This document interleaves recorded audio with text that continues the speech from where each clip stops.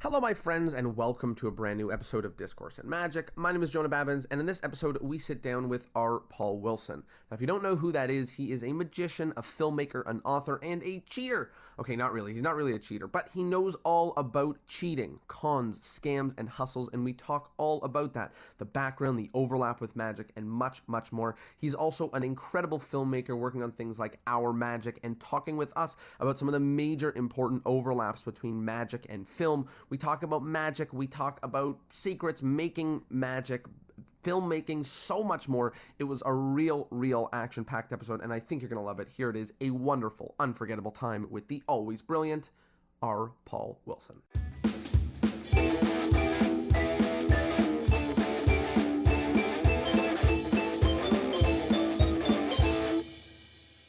Hello, everybody, and welcome to Discourse and Magic. My name is Jonah, and we are here with the one and only Paul Wilson. Paul, how are you? I'm very good. How are you? I am doing super well. I'm super excited to have you here to talk magic, cons, producing, film, everything. So we've got lots to chat about, but let's start at the very beginning. How did you get started in magic? Not a particularly unusual story. I saw a magic show when I was 8 years old. I don't think I'd ever even seen a magic trick up until that point. It just grabbed me and didn't let go. And around about the same time, I saw my first film about cons and scams and got fascinated with that at the same time. And, you know, my entire life has been to some extent guided or misdirected by this passion that I guess without which I wouldn't be talking to you. You see a magic show, you go and you start learning, and you're also opened up to the world of scams. I know what it's like to go down the journey of finding magic, maybe going to a magic store or going to a library and finding a book. How do you get into scams? The memory that I have is that scams were to some extent a little bit easier for me than magic, only because in Edinburgh, when I was 8 years old, and that's 1977, there weren't any magic shops, and you had to go looking for books. There was no internet. I didn't have, I wasn't even having, comic books with a Learn 20 Tricks type commercial in the back or something. And I couldn't find anything really. I've said it so many times now, it's become kind of a bit, but I did genuinely imagine pulling off this, giant leather bound, thing and blowing the words magic would reveal themselves as the dust cleared in gold leaf or something. Right. But what I ended up finding was a couple of little pamphlets which weren't really very helpful. And then I found a book called, I think it was called 165 Card Tricks and Stunts. And it was really the card manipulation series by Jean Hugues. And I think that got me playing with cards in terms of sleight of hand and trying things. I eventually picked up TV magician stuff that, Paul Daniels appeared on the scene, and I would buy that. And all of that kind of would happen. But the cons and scam stuff, that book had ideas in there where, I was starting to think, oh, that's interesting, because the first thing I had seen was how to control a card while you're playing rummy.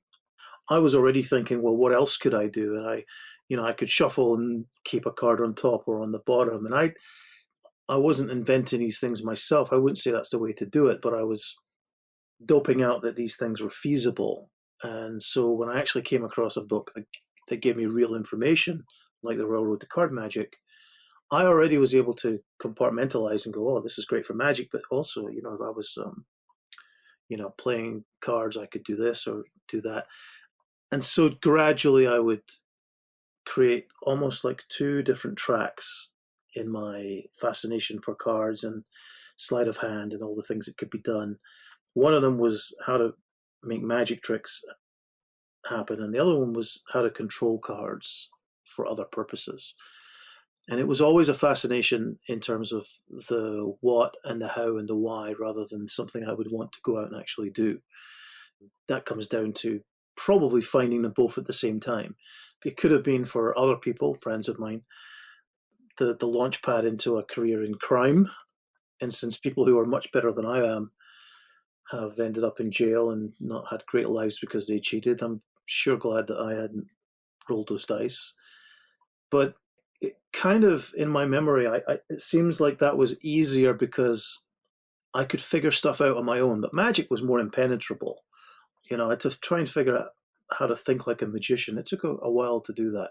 I think once you've learned a few dozen things, you can start to come up with your own ideas, or maybe even think of something entirely new because your brain is being reprogrammed in how to look at things. With the cheating stuff, it was more sort of brute force at the beginning. I figured out how to take a card off the bottom. It wasn't particularly pretty, but my friends didn't notice. I know you said like you chose to not get into a life of cons, but there's only so many people on the planet that are learning all of this and filling their brain with this stuff. Like, what do you do with it? You just fill a notebook? I think you're absorbing it all and loving it for sure. I think there was a point where I had to ask myself the same question. What am I doing with all this stuff?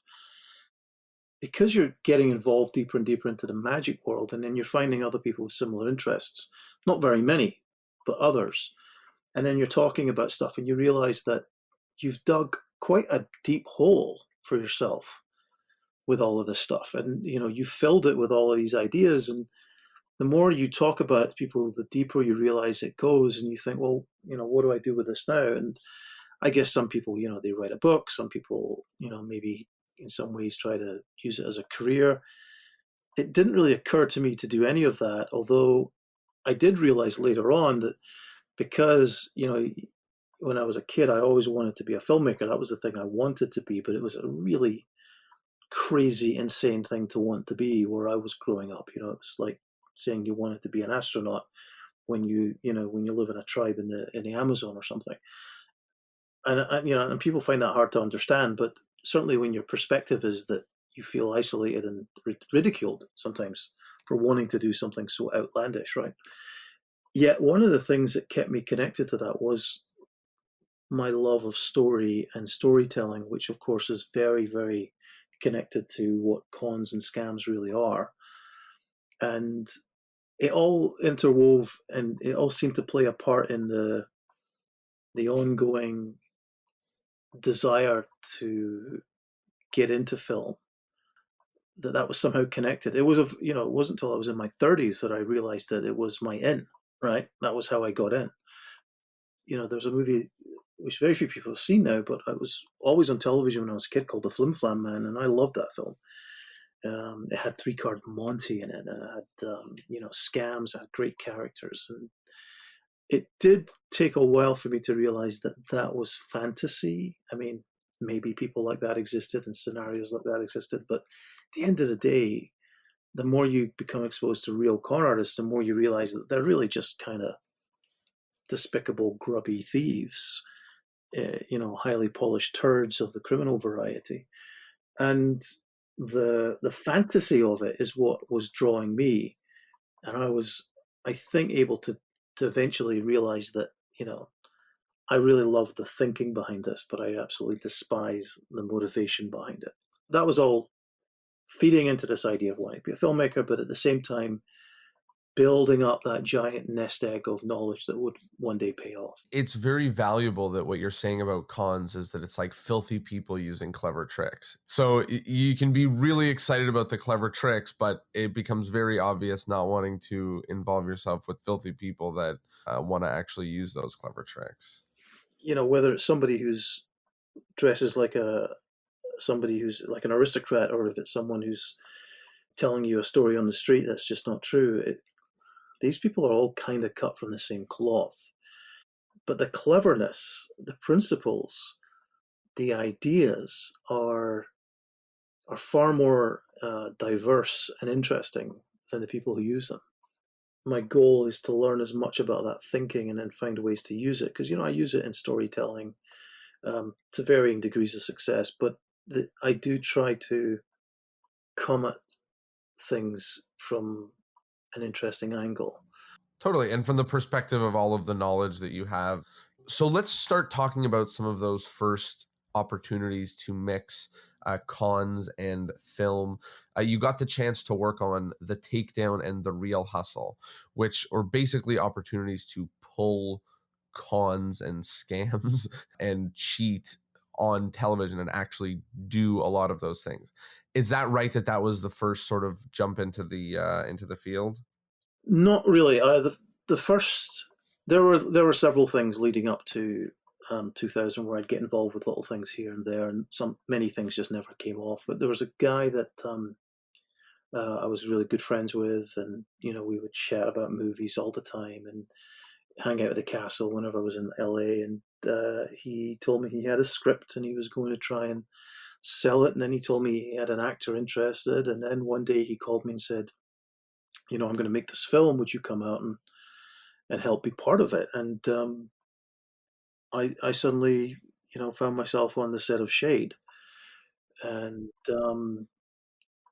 Damien had pulled, he basically, I don't want to say won the lottery, because that's not fair. I mean, it's not like they come to you and say, "Hey, good news, you get to direct your film." He had worked incredibly hard for this, and it was astonishing what he pulled off to get that movie made. And producers who worked on that introduced us to some television people who really liked the idea of the takedown, which Damien and I had come up with. And we went into these rooms and said, "Yeah, we can go in. We're not real con artists, but we know these guys and we know these casino cheaters, and because we are magicians rather than professional illegal players, we could probably get the gaming board to allow us to do it." All of this sounded great when we were in the meetings, and it suddenly became a nightmare when, in actual fact, it turned out we were right. We had to then go out and make the show. So that really came out of Shade. While I was doing another film, Smoking Aces, I was asked to go, and initially, I think the idea was to help produce a show in the UK. But because I was doing the takedown, and because my friend was one of the creators of the show, I got involved, went along. They filmed this sort of sizzle reel with these two guys, and they cut into the sizzle reel me correcting them and talking about, various things. And really, only one of the guys at that time really knew that stuff passionately, and that was Alex. And so I was in that video as the advisor, and ended up the BBC said, "Let's get that guy, because I think he seems to know what he's talking about." And that's nice. And that became the real hustle. So it all kind of fed off of Shade at the beginning. Talk to me about what the opportunity was like to pull off some of the things that you had only read about and potentially, made a deal with yourself that you would never do. I never expected to do really any of this. And Takedown certainly put us in a position where we were able to play in casino properties with a sort of war game scenario between us and security, and get to try these things and get a sense of how they worked and why they worked. And with only a couple of exceptions, like the blackjack and roulette and the baccarat thing, these were things that I hadn't really done. I hadn't gone onto a table and switched dice, and neither had anybody else at that table. But you had some amazing hands there, and we all knew how to do it, and we were all, pretty gung ho about it. So it made for, I hope, good television. I think it could have made for better television, but it made for good television. It certainly was supposed to be a fun adventure for us. Unfortunately, it just was very stressful. I think it's hard when you don't know what's going to happen or what's going on, and sometimes TV production people are making deals behind your back about, yeah, so we think it'd be great in this episode if you arrested them all and dragged them into the cells, and that type of thing caused, quite a lot of tension. But it was still, looking back on it, a hell of an opportunity to do all of that. But it was nothing compared to Real Hustle. Real Hustle was a very powerful, ongoing lesson in how and why these things really worked. I would pull these scams having read them and still be absolutely baffled about why people fell for them. And it would take me quite a lot of thought and consideration to understand what was going through their mind while I was telling them these stories. It became quite clear over the 11 seasons that we did, that there was a process that people went through, even the most doubting and difficult people. So long as you played that game effectively, and that comes with experience. I mean, it's obviously very easy to come up with a hook, line, and sinker comparison, but it's very much like landing a fish. You don't let it pull too tight. You basically play it, let it swim, let it tire itself out. The difference between the fish that you're trying to drag onto the side of the river, and the fish that you're trying to get to by your proposition, is that the fish in a con game, they want it to be real. They want to believe that this is real. And so you always have this confederate inside their head, this little voice that's whispering to them about, wouldn't it be great if? So no matter how much of a fight they put up, there's somebody in there who's going to be really disappointed if this all turns out to be false. So you don't have to push too hard. And I found that to be one of the biggest lessons. And getting to pull these scams, it was fun in retrospect. I've done a lot of TV and film, and Real Hustle was still one of the most difficult things to do because of all the factors that are involved in doing this and protecting us and protecting the people that we were doing it to, but also then making sure that they weren't aware was it was a balance. It was a balancing act with like trying to balance four things on top of each other that all weigh differently and balance differently, and then hopefully won't collapse in the middle of filming. And it sometimes did, but it was definitely a thrill to be able to do that. And what are the chances, really, that you would get to do every scam you've ever heard of and more? It's unbelievable. Obviously an amazing opportunity and great to share, but what's the benefit to a layperson to know how every scam works? Obviously, if you're thinking that you have to watch a scam to recognize it, then it's kind of pointless to do the show. I think what the show did was, and what other people who've genuinely tried to expose cons and scams have tried to do, is to explain the general principles, but more importantly, to prove that these things actually work on anybody. It's just too easy to say, oh, it only works on stupid people. Well, okay, maybe that one works on stupid people, or you think that one is for stupid people, but guess what? I've got another one just for you. Right. That's the principle to try and get into people's heads was, look what's possible with these scams. Imagine what's possible that you haven't heard of or that's coming after you tomorrow, right? And that's kind of always the goal. By seeing these things play out, by watching these things happen, the very least is that you get the idea that anybody can be scammed. And if you get that, then hopefully when somebody comes at you with one of those, it seems too good to be true, you will actually recognize that you're in one of those familiar traps. Or at least if somebody comes to you later and says, hey, you're being conned, you have this experience of things that you watched on a show or read in a book, and you go, I guess that does connect. Whereas people who've had no exposure, when you tell them this is a scam, So, aside from somebody becoming well versed in scams, even with that, I loved what you said. Like, there's a scam for you.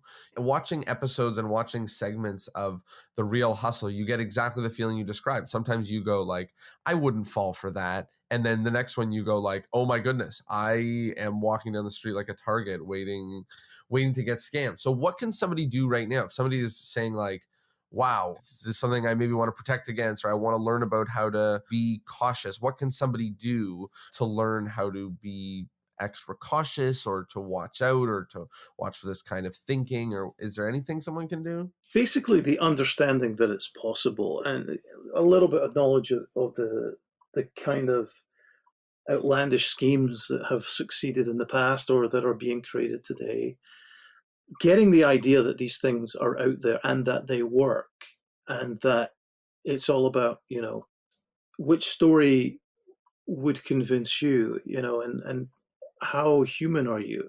Because most of it just plays on human nature. It's all too easy to see a scam afterwards when somebody tells you, this is what happened, this is what they said. I can't believe you said that. Well, that's exactly the same as me saying, I went to see a comedian last night and she was hilarious. What did she say? Oh, well, there's this great bit she did. And I try and relate a bit, right? And they go, oh, that's not funny. Well, yeah, but I'm not the professional comedian. It's very hard for them to convey how attractive an idea was in the hands of a talented con artist, right? And I think that one of the funny things is that people will hear things and they'll process it and they'll begin to believe it. But then when you get them to explain it to you, they start to think about it slightly differently and say, wait a minute. And as they say it, they begin to realize it can't be true because, the lie is being processed. It's funny with cons, it's like you can't smell the bullshit, but you can taste it. And it's very much like that. That's kind of a crude way of putting it, but it's a very effective way of putting it. And I think that if you just go out there, watch movies about cons, watch news stories, pay attention, look up things on the Real Hustle that are online, anything you like, just accept that you are a potential target of something. And then you might wake up when something starts to get its hooks into you. Let's move forward a little bit from cons and scams. I want to talk about film and how magic has played a role in filmmaking. Obviously, you made a few movies about magic itself, but I want to talk about how magic is related because I'm super interested in magicians using their magic for things that aren't performing necessarily. And I think filmmaking is a really, really great example. So, how do those two things relate for you? I believe filmmaking and cinema is magic. It's a form of magic. It's an environment in which magic is conducted. Whereas on stage with a live magician or in person with a live magician, the goal is an effect for its own sake.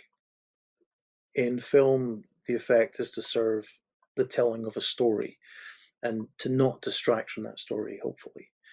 Therefore, if I think about film in terms of how I want the audience to feel, what I want the audience to see, and in what way I want them to think about what they're being shown, that's very similar to how I might construct a piece of magic or perform a piece of magic.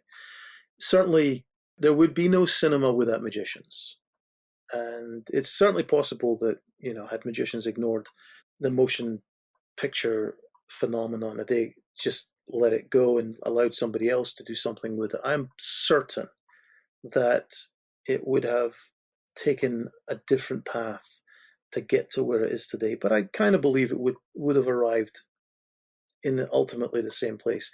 But it really wasn't until magic got a hold of it that the potential of this format really began to expand. I think when Méliès made what was essentially the first real horror movie and potentially the first real narrative movie where, Jonathan Harker is being haunted by, Dracula, and Dracula's vanishing from over there and reappearing over here. And that led to further stories that, Méliès was telling. And of course, because he was releasing these and other people were doing their own thing and they were beginning to realize that, you stop the camera and then you make a change and then you restart it again and now you can do something. That was a very easy form of magic for a storyteller to then use as a tool, right? I give you a pack of cards and I tell you how to palm a card or make a shift or deal off the bottom. It's not so easy to understand how those things might be used. It takes a lot of time. Whereas you're taking someone who is beginning to think through a lens and try to tell stories through a screen, and then you just give them this tool that they can literally pull out of the toolbox and start using. But it comes from the thinking of a magician. And the more that they thought like magicians and the more they layered these things, the more you got these, even for today, when you're looking at some of the Méliès stuff where he's inflating his own head. So, he has a head on this sort of table and he's got this giant accordion looking device type thing, like the bellows of a furnace, and he's moving them up and down and his head is getting bigger and bigger and bigger and inflating and eventually pops with smoke. They had to work that out for the first time, and it's absolutely amazing to me that what they were able to accomplish at that time. But I know that because they could also think about how to accomplish effects on stage, they suddenly saw the potential of this thing that allowed them to do many more things and to control every aspect about it and then project it. So, generally speaking, cinema is an illusion, right? It's one of the greatest illusions ever created for the public. And it's very hard to find now because the whole goal of cinema has been that you have a single source of light that you're watching, and the images on that screen are cut together in a certain order for your mind to perceive a story or a sequence of events. And that works because there's something magical, genuinely, truly magical about 24 frames per second. The perception that these things are moving. This is genuinely a magic thing happening in your head. But that juxtaposition of images and the way that works on your consciousness creates this illusion inside your mind that you suddenly become emotionally involved with and compelled by if you are subject to the illusion of cinema. If, however, you're in a room that's, barely lit, that you could read a book in, frankly, where people are just looking at their phones and, people coming and going from the concession stand, and, there's very bright lights to show you where the exits are if there was a fire or something. And the screen is the brightest thing in the room, but not by much. When you turn the lights off and you switch a big light on, human beings are animals and they just focus on what they're being shown. And they suddenly come together like an audience, which is why in theatre, we still drop the lights. It's still better to drop the lights so that people can gel as an audience. So, a room full of people who've never met can suddenly become one. Well, in cinema, we're losing that because, and I, by the way, love Netflix. I think Netflix is great because at home we switch off all the lights and we get the sound on, and, we put our phones down and, we give it a chance. But unfortunately, the television in the corner of your room is just one of many things that your consciousness is processing as you're trying to watch something. And if you're also looking at your phone or you're also talking to somebody or whatever, then the illusion of cinema is just not happening for you. You're just watching content. And if I think about it like that, then I'm thinking about it like a magician. The way that the art of cinema has grown has done so because the seeds were sown by magicians, and then they were cultivated by storytellers. And as the collaboration of filmmaking grew, and the art of magic became, I think, an important thread in the tapestry, right? It's made up of so many other things, but it is absolutely rooted in magic. And at the root of that is also this thing that it depended on a powerful visual and psychological illusion, which has to be experienced in a certain way, in a certain space, and with a certain mindset. And that's very, very, very hard to find today. There's a film here in Glasgow, there's a place called the GFT, one of my favorite places to see a film, because generally speaking, the audience is completely up for that experience and they engage with it from the very beginning. People are not going to look at their phones, they're not going to talk. I went to see a film with the kids years ago when they were younger, and it was Jurassic Park. And it was a Saturday afternoon, and I said, "We're going to see Jurassic Park." And they both said, "Well, we've seen it. They've seen it on video. They've seen it." Yeah, but it's in the movie theater, and I think it's going to be different. And I took them, and I walked in, and there's all these, mostly fathers. There was definitely a mother there with some people as well, but basically people who'd had the same conversation with their kids that I had had. It's going to be different. You'll see. And we sat down to watch this film, and just as the lights were about to go down for the film to start, about a dozen teenagers came in with big bags of Doritos and stuff, and proceeded to talk through the first 5 minutes of that movie, which is, the arrival of a velociraptor to its new hold, and one of the people who's trying to manage that is sucked into the cage and then killed, right? An immense noise, an amazingly, beautifully directed piece, right? And these people are still talking, but they're all young, 12, 13-year-old. They're all together. They're not really there to see a movie. They're just there to hang out. And it absolutely destroyed the experience. So I left and I went to the manager and I said, we're going to leave this movie. We want our money back. And he said, "What happened?" I told him. And he said, "Oh, I saw them coming in. Let me go in and deal with it." I said, "That's fine, but we're now missing the beginning of the movie. It just feels like. And he said, look, come back in half an hour, which we did. And there was nothing showing in their biggest theater that afternoon. And he loaded Jurassic Park onto the projector, and me and my two sons sat in the middle of this theater. And the manager said, look, we usually have to keep the sound levels, but do you want us to raise them? I went, absolutely. And he said, okay, do you want us to lower the lights? I said, as far as you can go. And this manager absolutely knew how to make the experience even better than just the three of us watching it together. And they dropped the lights all the way down. You could still see how to leave if you had to. But the sound was enormous, and we absolutely adored it. It's still our favorite experience in a movie theater, really, ever. And I think the things that made that were the fact that there was nobody talking around us.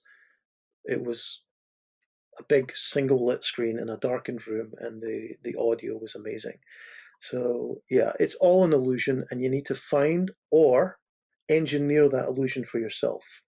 And you don't need to have a home cinema set up. You just need to switch off the lights, make sure you're close enough, you can hear everything, and give it a chance, for God's sake. Because, if you just watch something for 10 minutes and you think, oh, this is boring, well, The Godfather starts with a wedding that goes on for about 45 minutes. And then things start to happen. So if you'd never heard of The Godfather, you'd probably switch that off after 5 minutes. It seems like a big part of it is just giving films the respect that they deserve. And the same way that if we had to do a magic show and we went in and it looked like there wasn't somewhere to do a show, we might speak up and say, hey, I can't do a show here. Or if someone called us for an event and it doesn't sound like a place where there should be a magician, we should have the respect for what we do enough to say, you know what, this doesn't sound like a place you should have a magician.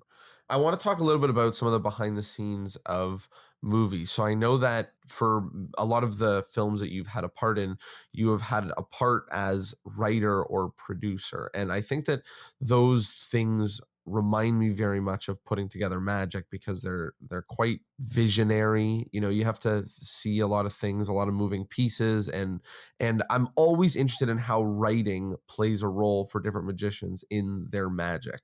So can you talk a little bit about how writing plays a role in your magic, and then how you maybe think about putting together projects like these? Writing is something that you can learn a great deal about the craft of writing from studying and going to school, and you can learn how to write, you can learn things to write, and you can get so far that way. But I think writing is as an art, as a form of expression, or even just as a skill for a professional writer, is something that comes with experience, and a style grows out of that, right? And it's something that activates and uses a very different part of the brain in terms of how you think about what you're trying to express, and a different part of that brain from what you use when you're performing or even thinking about performing magic. I don't own Pete McCabe's book on script writing, but we did talk a lot, and he made me think, I'm going to write this down as a script. And as somebody who writes screenplays, I thought, I'll use that format. And by doing that, I've helped figure out problems, I've helped create effects, I've helped myself come up with ideas that I wouldn't normally have had, because I'm activating a different part of my brain. And I think that, especially with these types of writings, they're not intended for anybody to ever read or see. It's entirely for me to lay out my thoughts in an ordered form with a thought process that is, I think, a little bit detached from the hopeful process of wanting to perform it, right? And I look at that and I think, okay, I see a problem there. And what I've done is I've ported that over to some of the work I've done with magicians. When we did a TV show called The Magicians here in the UK, and for the pieces that we were designing, I would write out a script about how I think it would play out. Sometimes with goofy lines, with the magician saying something just clearly just fill that space. But then you look at it and go, wow, that's going to be really long. We need to take that whole segment here and make that really quick and fast. And this part actually is a lot more interesting than I thought it was, and maybe we need to really concentrate on there. And so suddenly we would know how to shoot it, and we would know how to put it together, but also we'd have something to rehearse. And as you rehearse, now you're using an entirely different part of your brain, right? Which is the part built on experience. You start to add things or take things away or restructure, and then the whole thing starts to come together. Now, that, of course, is exactly the same as what happens with film. I mean, I begin by writing purely for myself. I think that was a very important lesson. I write purely to tell myself the story that's in my head. I mean, I've got a lot of screenplays I'll never make or never show to anybody because they didn't really go anywhere. But there are those ones that they tell me what's going on, and it becomes really interesting. And I play with it, and then I start looking at it with an editor's mindset, and I start improving it and structuring it. And now this one needs to go out, so somebody's going to read this. So now I'll start restructuring it. And then I'm looking at it going, well, actually, I want to start looking at this as the filmmaker. I write my own films, and now I want to look at it and start adding things like, notes for myself and my crew about how I want to shoot this, or notes about how I want it to be interpreted visually. And these are the types of things you wouldn't put on a screenplay if you were sending it to somebody else to direct, because that's their job. And now I'm using a different part of my brain. Then you get to the set, right? And you get to the set, and you've got your plan, and you've sat down with your camera team and with your set designer and with, to some extent, your actors, and you've decided how you want to shoot these things. And now you get to set, and you've got a plan, and the plan is entirely based on that initial version of that initial idea. And now you get to set, and actually it'd be better if we did this, and maybe we should do this instead. The actor comes on set, and the actor's got an idea, they want to do something else. Okay, let's talk about it. Maybe that works, and maybe that doesn't work. And I think that if you're open to all of that, then you start to see the thing grow and evolve, and things happen, and then you decide to shoot what you shoot, and then you make your notes on what you thought for that day, and then 2 days later you've forgotten all of that because you're in the middle of other scenes. And then you get to the edit, and you look at all the stuff that you've shot, and you've just, if you don't cry and break down in absolute despair, you're not doing it right, because you're just looking at this going, what the heck? And also, because you've just done it, right, because you've just done the whole thing, you now got all these other ideas that you wish you had done, or the decision you made to not do this one thing, that turns out to be, I should have done that, because if I had that, all of these things and then you start looking at it with another set of eyes, and you go, wait a minute, actually, I quite like what the actor did here, or, she maybe had an idea, and that's quite interesting, let's try and use that. Oh, you know what? I'm an idiot. I should have taken that other shot, and then I would have put the two together. I just lost that because I didn't do that on the day. No, but there's this other thing. And then the whole thing starts to grow. And so it's kind of like you have to, invent and then build and mold and manufacture your own Lego, then go out and sort of build it and then rebuild the whole thing again. And that's kind of what that process is like. And of course, if you think about that as a performing artist of any kind, it's kind of the same process. If you come off of stage as a comedian or a magician or an actor or, a speaker, anything, and you're not thinking, how do I interpret what happened and make it better next time? Then you're probably not really, to any extent, an artist of any kind. And I know that sounds a little harsh, but you will see people who do fine business and make good careers and raise families, and they only do very, very mediocre magic. But they do get great reactions for tricks that were designed by other people with lines that other people wrote. They do the invisible deck right out of the box, and they work more than me and work more than the rest of us, and they haven't, it's fine. But it's not that interesting to me. It really isn't. And I think I'm more interested in the guy who's struggling to do anything career-wise, but is doing interesting stuff that may or may not. For example, I remember a friend doing all these really crazy avant-garde, weird vignettes at magic conventions and competitions, and just the whole audience staring at him like he was out of his mind. And eventually, one of those ideas, one of those crazy mental ideas, became Piff. And suddenly we have, a thing that clicked and worked, and the audience got it. This guy was doing stuff nobody else was doing. He was thinking in ways nobody else was thinking. I find that performer super interesting, including when it's not particularly successful. Definitely more interesting than the one who's not innovating in any way. In this whole interview, we've talked about a lot of different things: cons, hustles, scams, film, lots of things like that.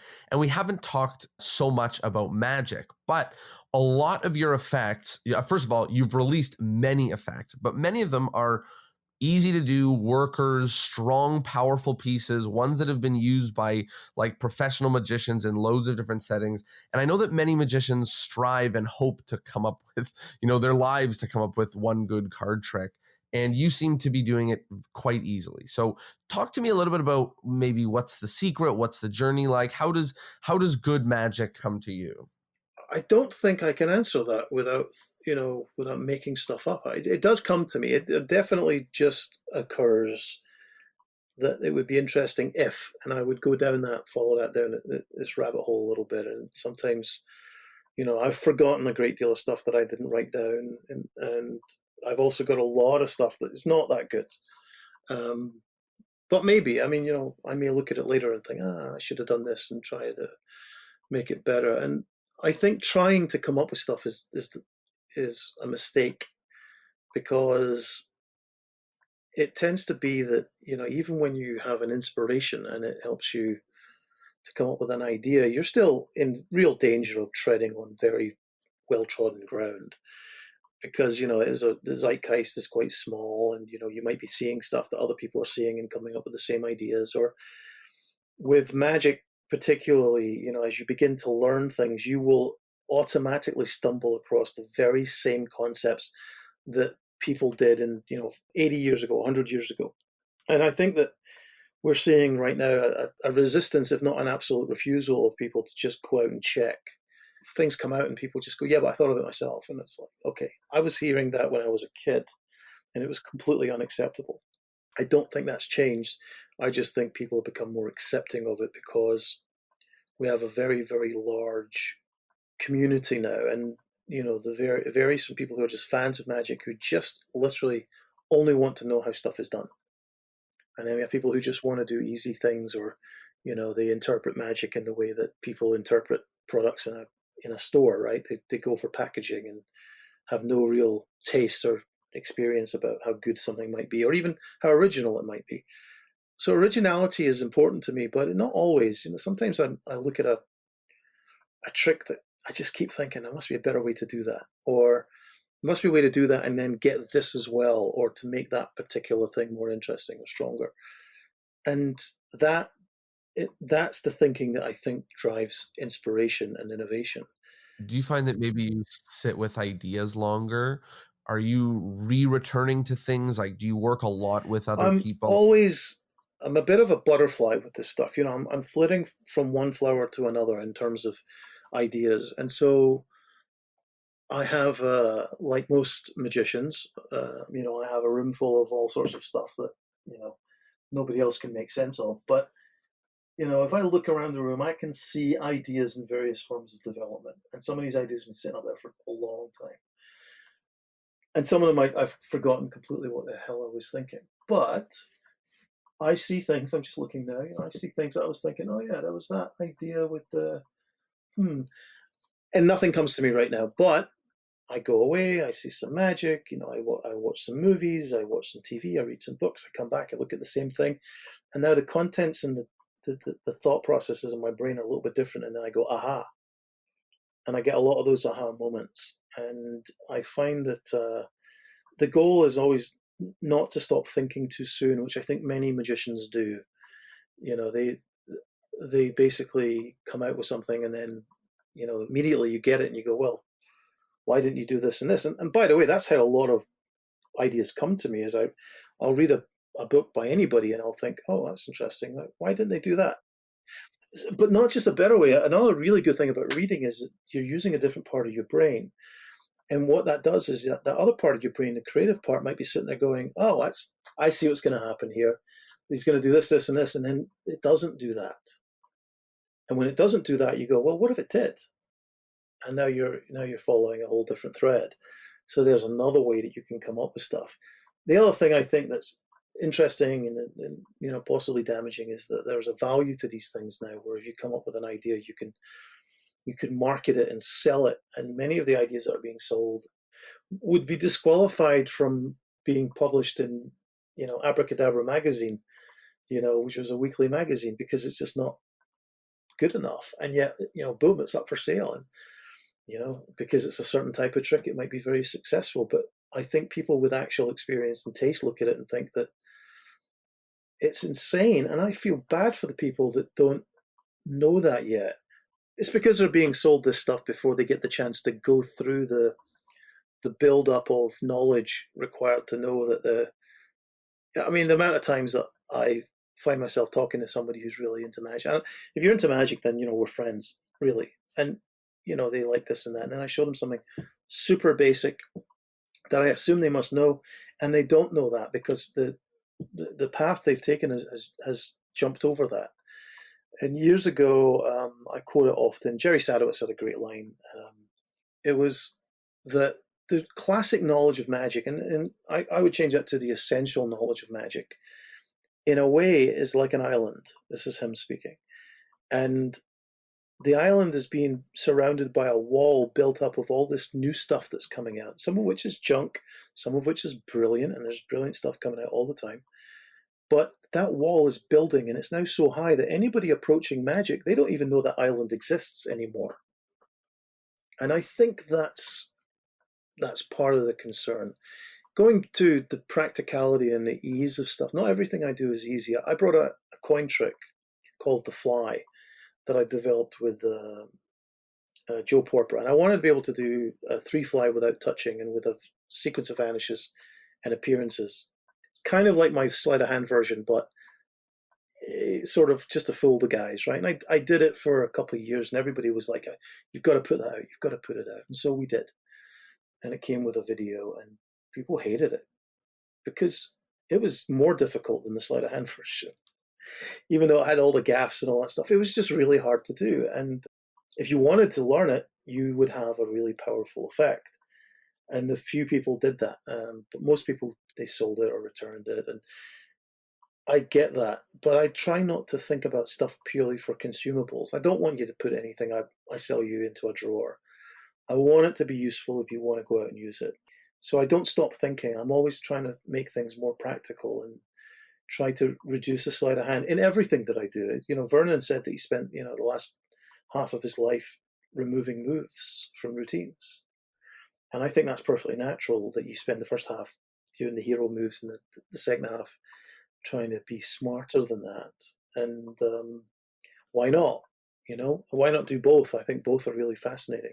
So I want to talk about exposure in magic because this is one of the subjects which I'm super passionate about. I love how easy it is for people to learn about magic and to get in and interested in magic, but there are umpteen challenges with the way that magic is learned and taught right now, and many of which we've spoken about already, and many of which we spoke about before we press record. And so can you talk a little bit about your perspective about some of the dangers of exposure and magic online and how people are learning nowadays? The way to learn magic has evolved. We know that. And, it's grown from being only accessible through being taught directly by a mentor to books coming out, which of course was the death of magic when books came out, because now people just read how these things were done. And then eventually that grew into things like video, which was the death of magic, because now people could just watch The Secrets, and then to television and all these things. And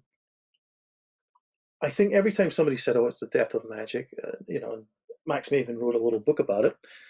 Magic, people saying magic is dead, and of course it never was. I think the real threat didn't come until the internet allowed us to build what is essentially a database of methods that is searchable by anybody with a casual interest, which is a barrier to us creating the objective of persistent mystery, right?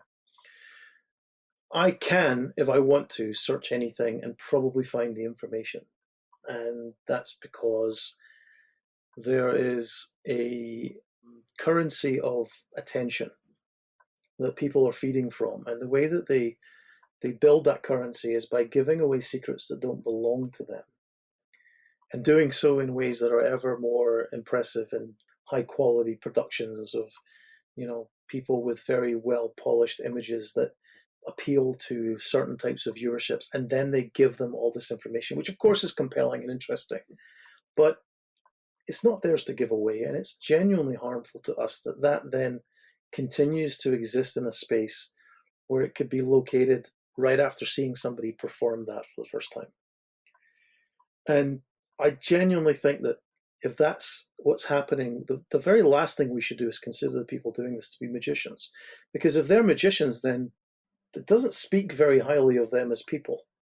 It's very disrespectful to the art. It's incredibly disrespectful to other people who use those tricks. I think we got to think of them as the net result of our lack of secrecy, a necessary lack of secrecy too. People want to cultivate an argument between me and some of these guys. I'm not arguing with them. I like some of these people because I know them, but there are people I do know who are doing this that I'm just, aghast that they feel the need to do this, that they think that putting that information out there is helpful to the art. It's not. It's not like juggling. It's not like cardistry. Cardistry is an art form that if you can do it, then you bought your ticket to the club, right? And there's nothing particularly secret in there that needs to be protected. So you can share generously if you wish to do so.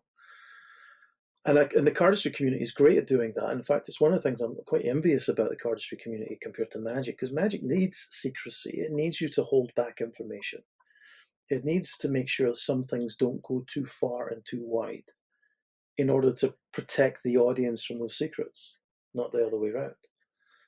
And I don't think we figured it out yet. You can clearly tell I haven't figured it out yet, but I don't particularly feel that I want to engage on any level magic related with anybody who's then going to maybe take that information and put it online in order to sell their t-shirts or their cards or whatever else they're trying to sell off the back of cherished, valuable secrets that have no value to them because they're never going to take them out and perform with them or share them with an audience. They're only valuable to them as a way of cultivating attention. In and of itself, that's fine. That's what they do, But if you're being judged as that, then you're just doing successfully what other people are doing. But if you judge them as magicians, it doesn't come out very well for you because it's not good. And therefore, you should not be considered a magician on any level if you go on YouTube and carelessly give away secrets like that. I'm all for. One of the great things about it, and this is genuinely one of the great things about it, is people can learn magic from YouTube and get very good very quickly. There are massive holes in their experience and their knowledge, but then hopefully they start filling those in when they join the community and find out that there's books and DVDs and videos and things they can buy. But it's not great that they don't begin with an understanding of the value of secrecy, not as a I know something and you don't form of power play or anything ridiculous like that, but as a necessary element of the art that they're trying to engage with. It's very hard when we first do a magic trick for someone to not tell them how it's done, right? It's really difficult, but you need to learn that. And I remember learning that the hard way. And as a kid, I would notice that if I told people what I did because I thought they'd be impressed, generally speaking, that would be the complete end of their interest after that. And on YouTube, that's enough. You got a like, right, a review. As in real life, I realized, well, how do I keep that secret and not be a dick? And that is a very difficult thing to do. So I get some of the logic between some of this, but I think the fact that we are building this database, that if you do see something amazing, like somebody says, hey, I'm on Fool Us, and come and see me on Fool Us on YouTube, and YouTube's algorithm automatically posts the next Puts the video as an revealed video beside. exactly right beside it. And YouTube is just an algorithm doing what it does. But if I see that person who did that reveal video, I don't feel bad about them. I don't want to, get into an argument with them or anything. I don't particularly want to engage with them on any level whatsoever. And when I see them at a magic convention, my question is, what on earth are you doing here? The only explanation that can come to mind is that you're here for more stuff, right? I don't think that it sounds that outlandish or it sounds so strange. I think the only challenge is the separation between who is doing what, and maybe the question of, and I'd love to hear your opinion, which is, what is the right way to produce or consume magic content on YouTube? Because I agree with a lot of the negatives that you're saying, but I also agree with a lot of the positives, that people are able to learn very quickly. You can learn great material that's easy to do. You can get into magic fast. Unlimited more things that I haven't said that are benefits, but also a lot of frustrations and challenges. So how can somebody use YouTube to learn magic the right way? At one point, you could find things that weren't so easy to find on the internet, right? And then your thirst for knowledge can be satiated and cultivated at a pace and in an order that will benefit you in the long run. Really, that would be the best way. But everybody's different. They just want to learn how David Copperfield flies. First thing they want to learn in magic, right? That's okay.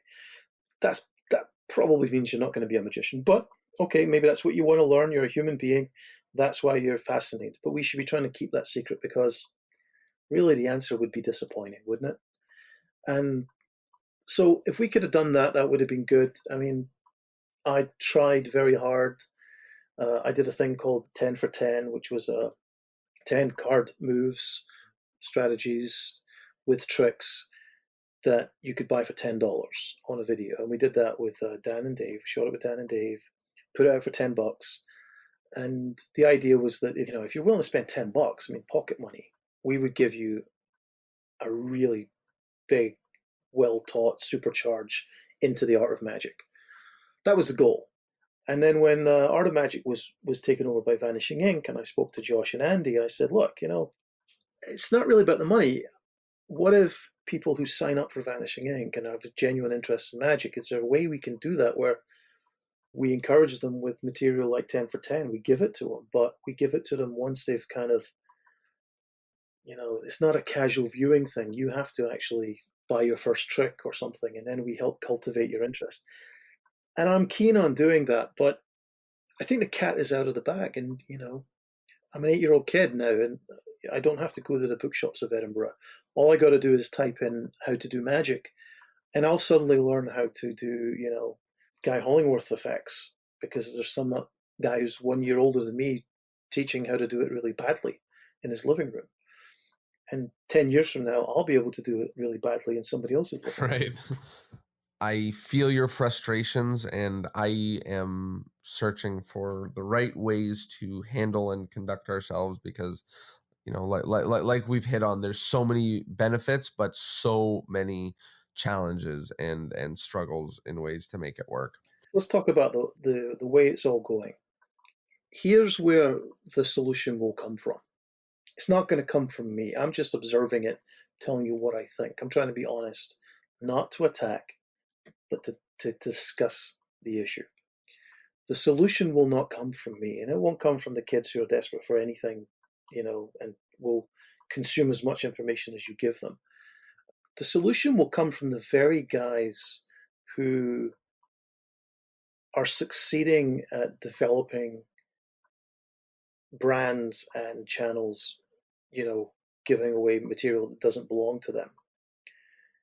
Many of them doing it in order to sell stuff.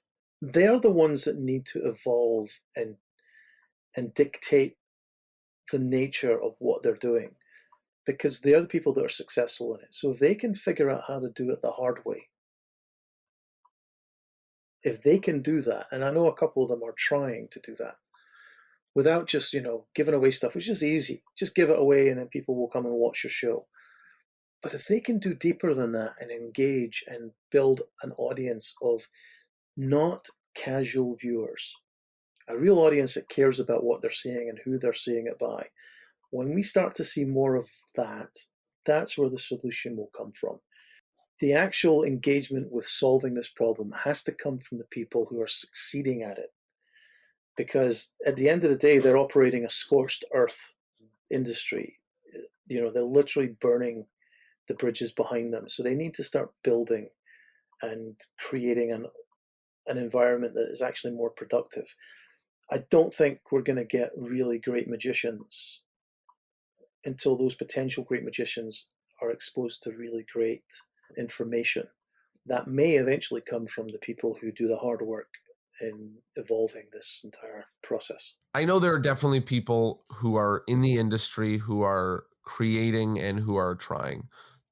The last segment that I want to talk about before we get to the wrap up is the film Our Magic, which is an amazing film. I am so excited to say that it's literally on Amazon Prime Video. So everyone should watch it. And it was one of the first pieces of content about magic that was not about magic secrets. So talk to me about its development. It really came from a couple of products that were coming out or had already come out at the time. And I was beginning to grow weary of magic being described by outsiders. And we were increasingly seeing documentaries and books by people who had come into the world of magic for a small period of time or with the objective of telling us all what magic was about. And a couple of those things I had looked at and said, well, it's kind of annoying, but if you're not a magician, how would you know, really? It's that wall, isn't it? It's that wall surrounding the island. How would you know the island is even in there? Well, I try my best to live on the island. And I thought maybe I should make a documentary from inside the wall. It's different if you're talking to somebody, if you're friends, if you're both magicians, if you have a shared honesty with one another. And then I'm now shooting a documentary and I ask you, what is magic? If I was just a journalist, I think you'd get a very glib, very sort of offhand, almost automatic response. But when I say to you what is magic, the answer was the reaction was always the same. It was always surprise. Absolute like loss for words. Yeah, with one exception. But almost everybody in that film did exactly that. They just went, whoa. And that's when they went, wow, this is going to be a long interview. They knew immediately. Right. It's going to be a long interview. And it was because when they came up with which by the way, very few of them actually did at all. But if they came up with the sort of, the PR answer, the answer you give to the public, it wasn't good enough. I wanted to give people the opportunity to talk to magicians, really good magicians, most of whom they will never have heard of, but genuinely great thinkers and performers, and actually find out what magic is about and why we're doing it, right?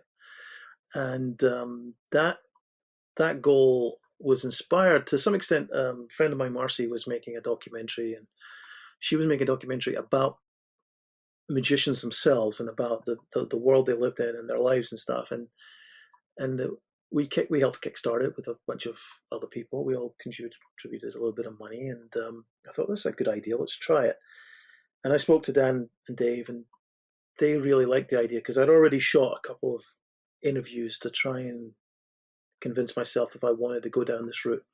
And I said, this is what I wanted to do. This is what I want it to be about. And pretty much almost all of the segments are in Our Magic were already in my notebook with others that didn't make it and some that were filmed and were cut out.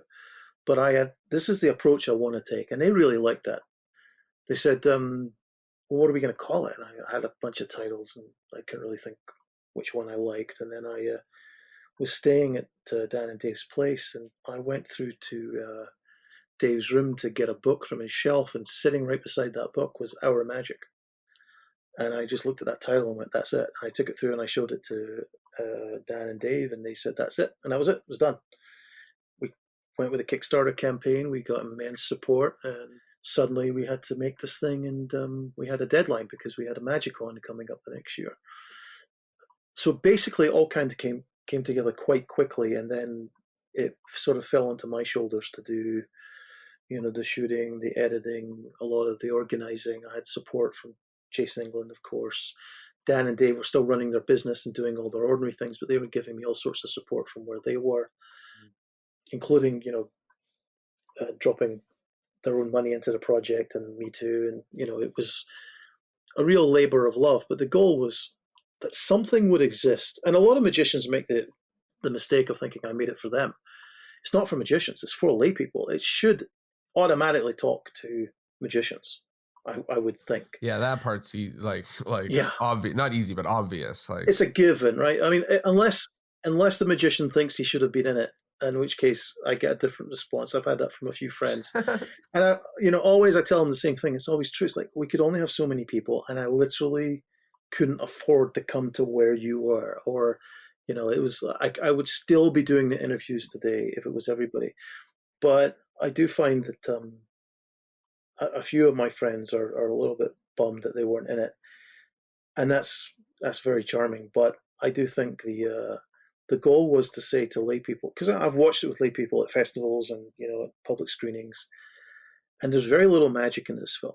You see Maddie Gilbert do a little bit, you see a little bit of Slidini, but you don't see very much magic at all. And that was deliberate, because I wanted to talk about magic from the viewpoint of these magicians, but not limit magic to what I could show in the period of the movie, right? We do say in the movie, we say, if you see a bad magician, you hate magic. That's not fair.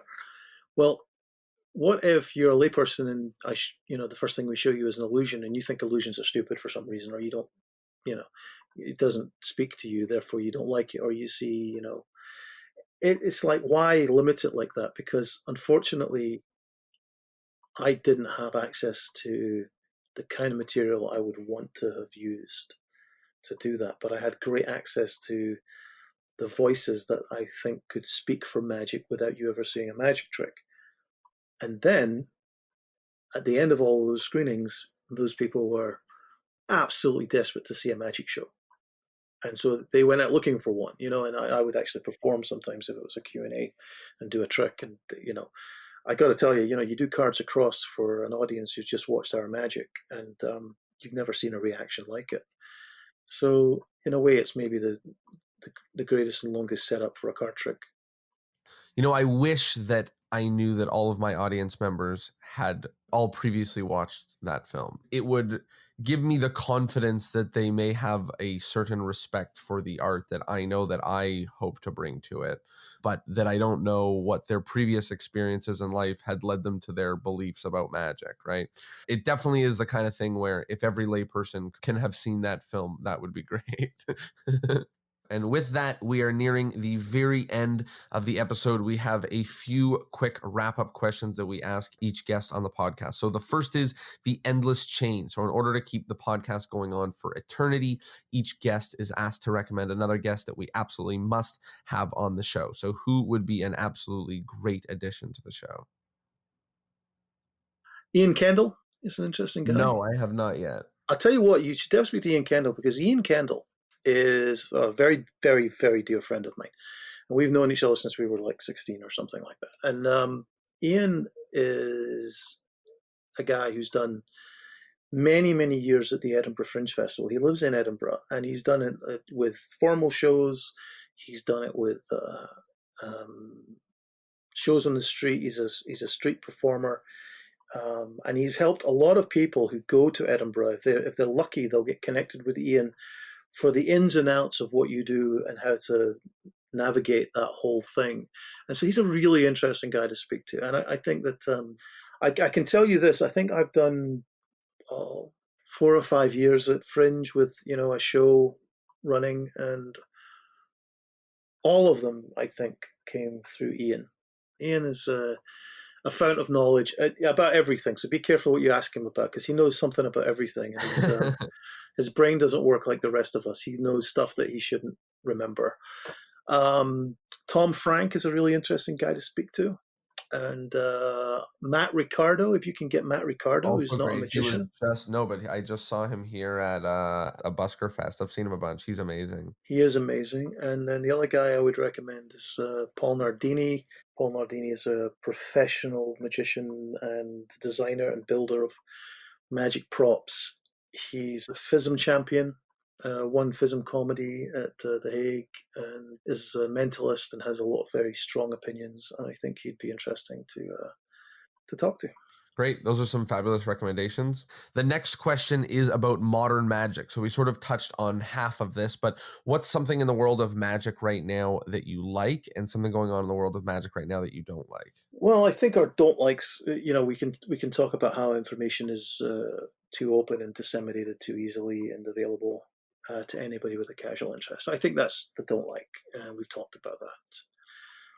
What I like is that we are seeing a larger and more interesting audience of magicians, but I include myself as an audience of magicians. Like all of us are in magic, we are all part of the audience of magicians because we're eagerly watching other magicians. We're interacting with one another. We're not just performers, and that community that's growing partly as a result of that dissemination of information that we talked about and the availability um, of methodology, partly because of that. I think we're seeing a evolved and advanced group of newcomers coming to us. And we're always, Moritz Mueller. I just spent a weekend in Spain, and every time I've seen him, last time I saw him, he was much younger, and he's just astonishingly good. But he's also not just technically good; he's really thinking, and he's got very good ideas and evolving strong opinions as well. It's not just a person who's physically got dexterity. There's a very interesting brain there, and he's not alone. There's lots of guys that I just think, wow, I was never that good at that age. I mean, there's no chance. I think that's really compelling, and I do think that the way that they're learning and the availability of information is part of it. It's definitely part of it. But the other thing that's happening is that we're seeing a greater diversity in magic, and I know that sort of an easy round of applause, really, isn't it, when you celebrate diversity? I'm not doing that. Magic, by its nature of as an art form, where it's grown and where it's come from, has meant it's limited. Also, we've had things like not allowing women into the magic club and all that kind of nonsense, which we've grown out of. But because we're seeing the communities becoming more diverse, newcomers who, like if you're a 12-year-old girl and you think magic's interesting, 20 years ago, you were the only girl at the convention. Whereas now, if you go to the convention, you'll see people who look like you in many different ways that you can identify with and connect to, and maybe even say, "Oh, that's rubbish. I can do better than that." It doesn't matter, but you don't feel alone anymore. And I want to see more of that, because that is definitely enriching the nature of the material that is growing out of the community. Yeah, more experiences that come to the table, the more the variety of what I think is going to be produced. I love that as a great modern highlight. The last thing is a take home point. So people have been listening to us talk about magic and cons and scams for a long time now, and they do lots of different things when they're listening to a podcast. So if they're going to think back to this episode and hopefully remember one thing, whether it's for their magic or for their life or for anything like that, what would you like that one thing to be? The obvious thing to say is, why have you wasted 2 hours we've been talking of your life listening to me drone on about this stuff? But I guess if you've gotten something out of that, I'm really happy that you did. I think that's. I talked earlier about the importance of secrecy, but I think the importance of openness and and honesty and sharing is still got to be there, and that's what hopefully we accomplished a little bit of that. So I think that it's to always remember that magic, like many things in life, is genuinely about sharing. And that's one of the most powerful lessons for me about magic is that I'm trying to share a feeling with you, an experience that comes out of, the thing that I'm performing. But I'm trying to share that with you. I'm not trying to do it at you. I'm not trying to impress you with it. That for me changed how I approach what I do. And when I get good at something, when I get experience with something, it becomes more and more like that and less like I'm just trying to get through it or that I'm just trying to show off or all these other things that, right? So if you try to think of magic as a way of sharing that feeling that you had that made you want to be a magician, it will improve everything that you do. It'll improve how you practice. It'll improve how you rehearse. It'll improve how you conceive and think about what you're going to do. But it'll also, I think, benefit all these other things in your life because I think all of it is about sharing something positive. It's easy to share negative things. And, it's usually a failure on our behalf if we succeed at doing that. So if you can find something about yourself and something about what you like about what you're doing, why are you doing this particular trick? Why are you making this effect happen for somebody? If you can figure out what that feeling is and share it with somebody, you'll notice an immense change in how people respond, but more importantly, how much you get from it yourself. That's not a lesson from me. That lesson comes from Tam Reese. He taught me that, and I've absolutely embraced it. And it's a really powerful lesson in much more than magic. Amazing place to cap off the episode. With that, where can people find you? Where can people find your magic and your material on the internet? That I have material at Penguin. If you go to Penguin and search my name, or at artofmagic.com and vanishingink.com, you go there, you'll find stuff that I have tried to share with the community. And there are a couple of new things coming that are rethinks on old things, as I figured out ways of making things a bit easier. There's a new version of Ricochet coming, which is, I think, one of my best things. And I took out a whole bunch of moves and made it really interesting. And there's a color changing deck called Spectrum that I've streamlined, and I think is, as a magician, if you're going to carry an extra deck, it better be worth it, right? And that totally is worth it for me. I've been doing that trick for a very long time. So that's coming back out, and I think you'll get a kick out of that. And forget my stuff and go buy a really good book about magic. And I won't even name any. I just find a book that interests you about magic and try to get through it. I know that even recently, it suddenly occurred to me that I had never fully read Sachs' Sleight of Hand. Great book. But it's a difficult book. It's dense, it's thick, it's not a lot of illustrations. I'd read a couple of things in there that interested me over the years, but I never read the whole thing. And oh wow, I read the whole thing, and I actually got a genuine shift in how I think about things because, Sachs, the whole book is actually a lesson in and of itself, including all the lessons in it. So my advice is, whatever the book is, go find a book that interests you and spend time with it because it will change the quality of your thinking about magic. Beautiful, amazing lessons. And with that, we come to the end of the episode. Paul, thank you so much for joining us and for sharing all of your knowledge with us and helping us grow as magicians, as people, and much more. Of course, a big thank you to everybody at home who joined us and listened to us talk about magic and learn. And thank you all for being here. And we will see you all next Thursday.